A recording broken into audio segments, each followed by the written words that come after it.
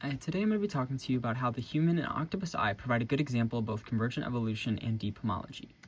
So first, let's start with what convergent evolution is. It's the independent evolution of similar traits that's not due to shared ancestry. So here we have three ancestors that share no relationship to each other in any way. But all three of their descendants evolve flight, and this is entirely independent of their relationship. So therefore, the evolution of flight is due to convergent evolution. Now, let's talk about what deep homology is. Deep homology is when the evolution of similar traits is due to a common ancestor and not independent evolution. So here we have a common ancestor between birds and bats, and they both evolve flight. Therefore, the evolution of flight is due to deep homology. And deep homology results in parallel evolution. And so parallel evolution is when species are related and the same trait gets favored, not due to the previously derived trait, but independently of due to selective pressures. So in this case, we have a gray cat, and this gray cat evolves an orange coat due to evolution and certain pressures that the environment puts on the cat. And so these pressures make the orange coat evolve twice, and this is due to deep homology, and it shows parallel evolution. So let's take a look into the eye. So the eye has photoreceptors, which are animal cells that capture light. It has opsins that are part of the receptor cell that are sensitive to different wavelengths, and crystallins, which are just proteins in the front of the eye that help focus light. So let's look at different types of eyes. So eyes are very diverse. We have camera eyes, compound eyes, and mirror type eyes.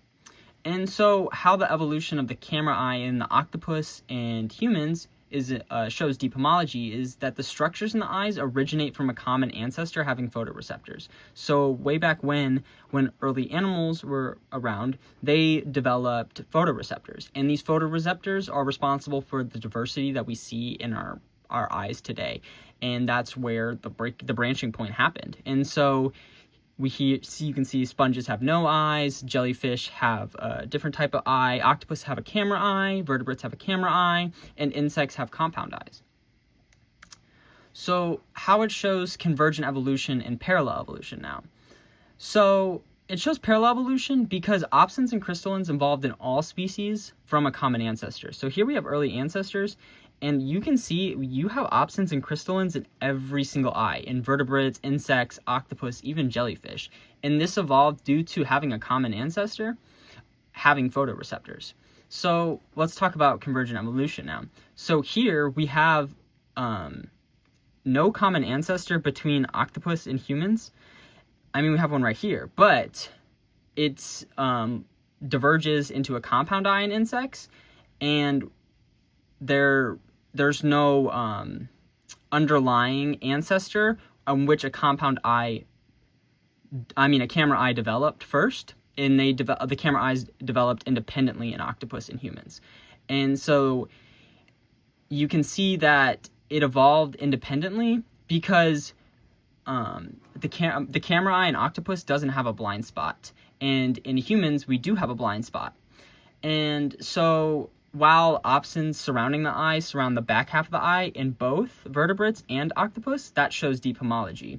And crystallins localized in the front also shows deep homology. And how we're going to differentiate between deep homology and convergent evolution is the fact that the octopi don't have a blind spot. Because if it was due to a common ancestor, we would expect to have identical camera eyes, and that's not the case.